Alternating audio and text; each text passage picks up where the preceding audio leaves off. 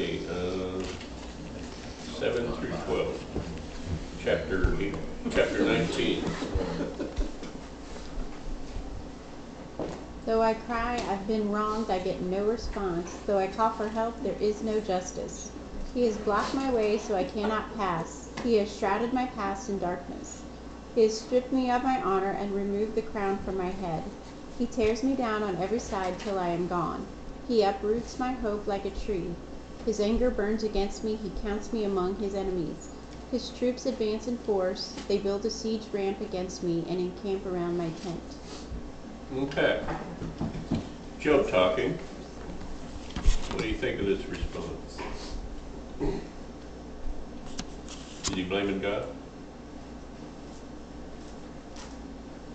Who do you think he is? Mm-hmm. Okay. Is God at fault here? No, he hasn't said anything about being at fault, but he says he's doing it, but he's not blaming him. Right. Right.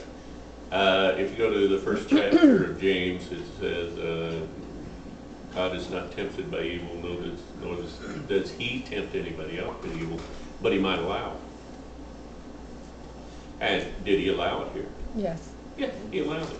So Job is being 100% accurate. God is an authority over this. Remember, God set the guidelines. God gave permission.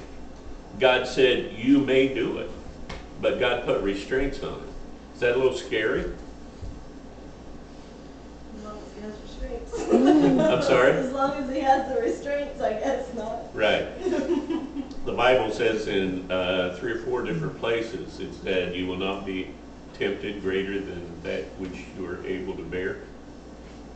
Okay. He gave us guidelines on how to deal with Satan, how to limit his authority and power in our homes if we use them. God is still laying down the lines and saying, you can go that far, you can't go any further. You can do this, but you can't do that. And whenever Satan is used or allowed to discipline us, whose fault is that? If you're being disciplined, whose fault is it? Ours. It's usually your It's own. my fault. That's what we tell the kids anyway. That's what we tell the kids anyway. You brought this on yourself. Yeah, you brought this on yourself. It's your fault. I dealt with kids, and now I'm dealing with grandkids, and it's like, don't do that. If you do that, all right. And then it's like, I don't want a timeout. It's your problem. I told you not to do it. And this also speaks to God's authority. There's only one authority in the whole universe. And that authority is loaned and assigned to us as we become children of the family.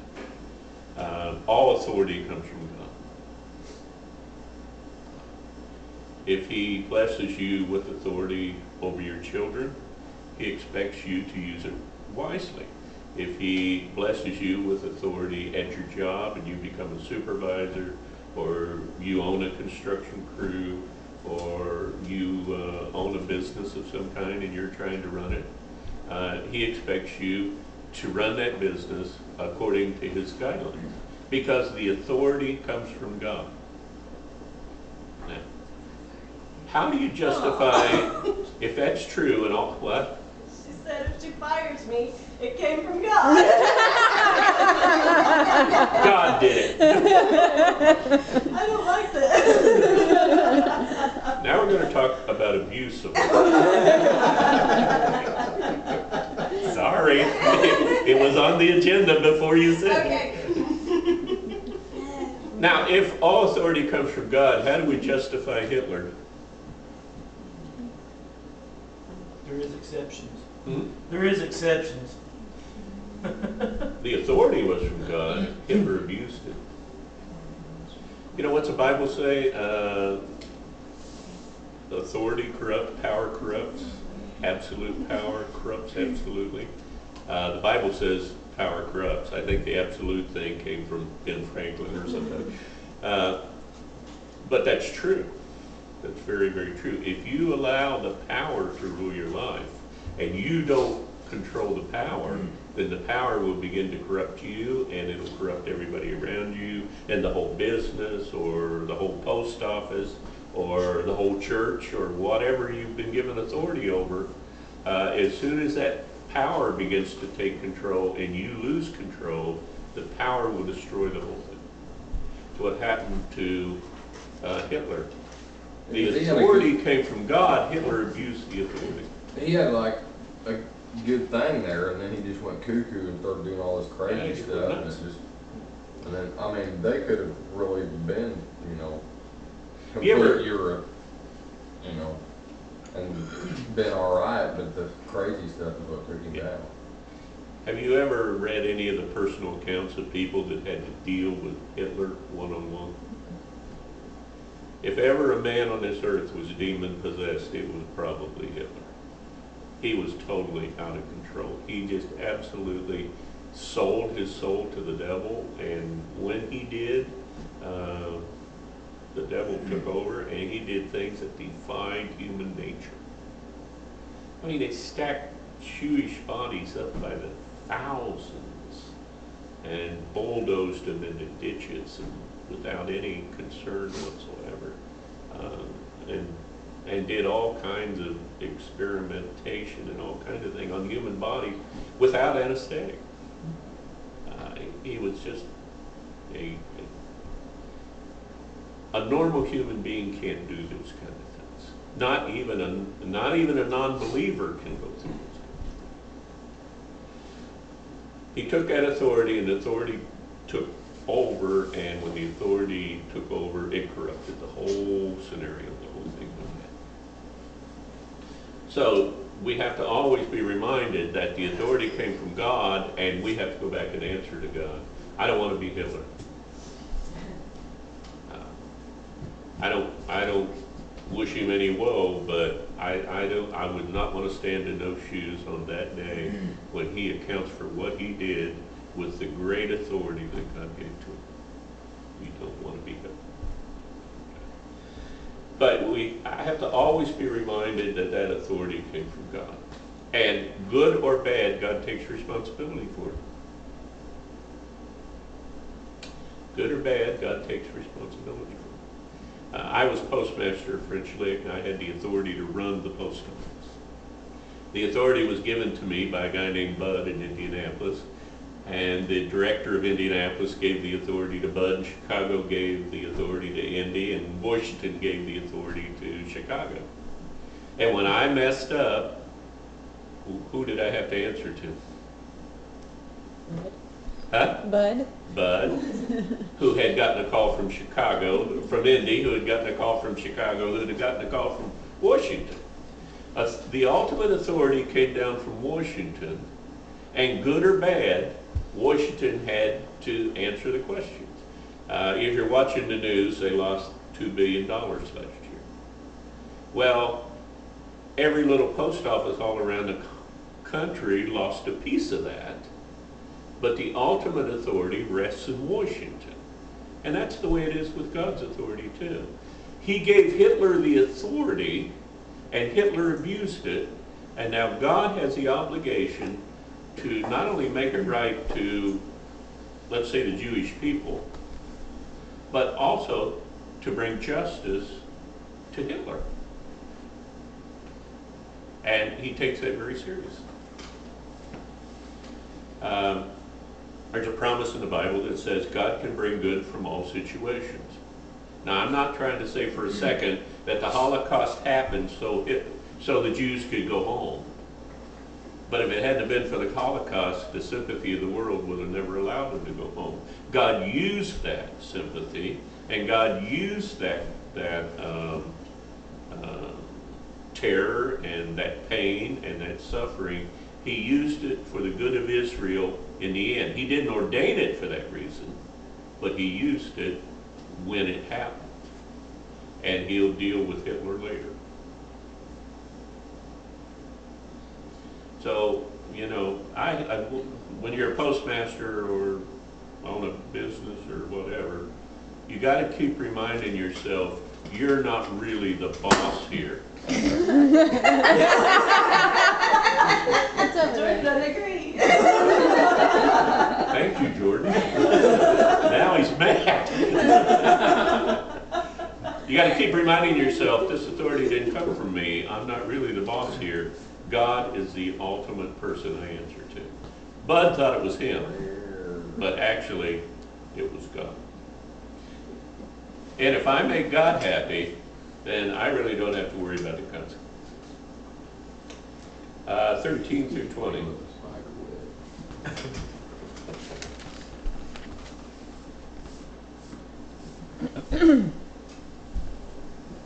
He has alienated my brothers from me. My acquaintances are completely estranged from me. My kinsmen have gone away. My friends have forgotten me. My guests and my maidservants count me as strangers. They look upon me as an alien. I summon my servant, but he does not answer, though I beg him with my own mouth. My breath is offensive to my wife. I am loathsome to my own brothers. Even the little boys scorn me. When I appear, they ridicule me. I am all my intimate friends detest me. Those I love have turned against me. I am nothing but skin and bones. I have escaped with only the skin of my teeth. This is where we get the skin of your teeth. You ever wonder where that came from? I made it by the skin of my teeth. It came from Job. He had skin on his teeth. No wonder his breath was a bit. Okay, is this an overreaction, do you think? Do you think this is accurate? Are you uncomfortable when you're... Have you seen a commercial on TV about wounded warriors? And the one guy was in a fire and his face is disfigured. Have you seen that commercial? Mm-hmm. Remember what he says? He said, now kids run away from me screaming when they see me, and nobody wants to have anything to do with me. It's true. We're very uncomfortable in situations like that. We don't want to look them in the face because we'll think they're staring at them. And yet, before it happened, you looked them in the face all the time and didn't think anything about it. But then you look away and you can't look at them, but if you don't look at them, it's one of those situations where you can't win. You can't win. And he said, the guy on TV, the soldier on TV that was disfigured and scarred and has those awful scars now, is saying the exact same thing that Job's saying here. Because people tend to shy away from you. We don't like, you know, they say misery loves company, but it doesn't. We don't like to be in, do you like to be in situations? You know, a lot of times you go into nursing homes or whatever, and you visit people when they first go there, but after a while, it's so depressing, you have to make yourself go. And most of the time, if you're dealing in a situation like that, like a minister has to, you find out that the family long since gave up and they don't go anymore. A lot of reasons. It's inconvenient. A lot of times we just put our older ones away someplace to die. But on the other hand, it's hard to be in that situation. It's hard to watch somebody you grew up with and love so much just wasting away and totally, and the depression becomes greater than the will to go, and a lot of people just can't go. I'm not saying that's right or wrong, but I'm saying that's the way it is. Because it's an ugly, ugly situation, and it's a hard situation to deal with. And that's what he's saying here. All the guys that used to stop by and play poker, they don't come by anymore. The people that I used to meet at the marketplace, when I sold my donkeys and my camels, they don't come by to see what my livestock looks like anymore. I'm just sitting out here in the desert all by myself, and people have abandoned me. Like it or not, it's usually the way it is. It's 21. kind of the deal, you know, where Job was, he had that real high level, and he had all that land and all them crops and all them animals and all that wealth, and everybody's like, oh, hey, ain't Job cool? And then that's like, Job ain't cool no more. Well, that too. A lot of times we hang around people just because it's advantageous for us. What's anybody going to get from Job now? Nothing. Not going to get a thing. You know, we establish relationships for a lot of different reasons. That's a good point, Jason. Why do we hang around together? Because we love each other? Or because you let me talk? Or because you like my food? I mean, That's just a bonus. all that's part of it. There's nothing wrong with any of that if ultimately we don't reach a hard spot in the road and everybody disappears. I decide, well, if you're going to laugh at what I say, I'm not coming back. Or, well, you know, I put a lot of money and I put a lot of time into this. You need to start paying me something for doing this. Well, we're not going to pay you for doing this. Well, I'm not coming back. Or I start teaching something that you're not quite comfortable with. Let's say you're having trouble with your spouse and you're thinking about a divorce, and we run into a chapter about you can't get a divorce, and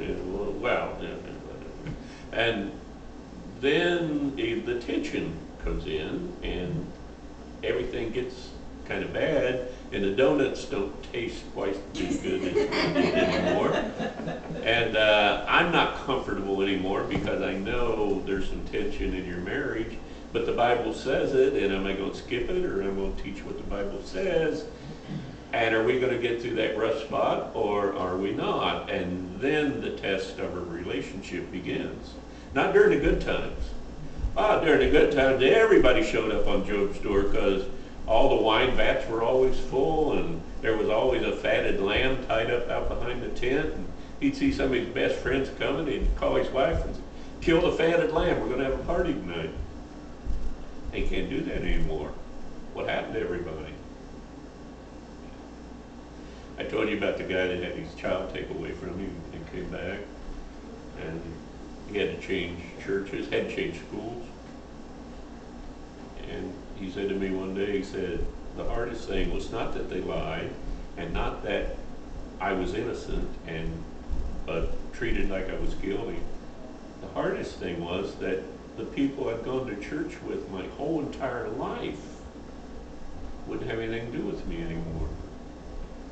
And it turned out that the guy was totally and completely innocent, and the whole rumor was started by somebody he had to fire because he embezzled money from the company. What happened to his Christian friend? Now you can understand that guy wanting to get even. I mean, that's the way the world works. But why did the Christian friends abandon him? Because welfare said he might have abused his children. I knew the guy, I knew the kids. You can tell if a child's being abused. And they all abandoned him. He had to change churches. That's ugly. You know? Why are we here? Why has God put us together? Why do we hang out together? For the good times? For the bad times? Or for all the times? One of these days we'll find out. Satan will test the relationship. 21 and 22. Quickly. Have pity upon me, have pity upon me. Oh, ye my friends, for the hand of God hath touched me. Why do ye persecute me as God, and are not satisfied with my flesh?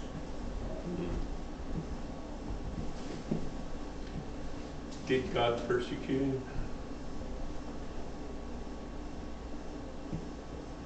You're afraid to answer now. God didn't. God just let it happen. God let it happen. So then who's responsible? God could have told Satan no, but So you're that's kind of, right. Who's responsible? ultimately God's response. Ultimately, God's responsible. Because he set the guidelines. He said, you can do this much. You know, when they made me postmaster, they said, you can do this much. Don't take the money, don't take the stamps, don't sexually abuse your employees. You can do this much, don't go past this line. And I tried very hard not to go past that line, and I did well. I also put a half a dozen postmasters in jail. I didn't, the postal inspectors did after I did the audit, because they went past that line. They lived too close to casinos, and they gambled with the post office's money. And I did the audits, and they went to jail. Did I put them in jail? No. No. Who do you think they blamed for it? you, Me. So I'm the guy that did the audit. But ultimately, the post office put them in jail because they had the ultimate authority. Same with God. Same with God. Ultimately, it all ends back. Who was it? Truman that put $1 in his desk drawer, and every time things started going bad, he opened his desk drawer and he looked at the dollar, and he would say to himself, every little note on the dollar said, "The buck stops here." Maybe the president didn't cause the problem at all, but he is ultimately the authority in charge, and the buck stops here. I think it was Truman. He was a very wise man. Not necessarily a great president, but a very wise man. All righty.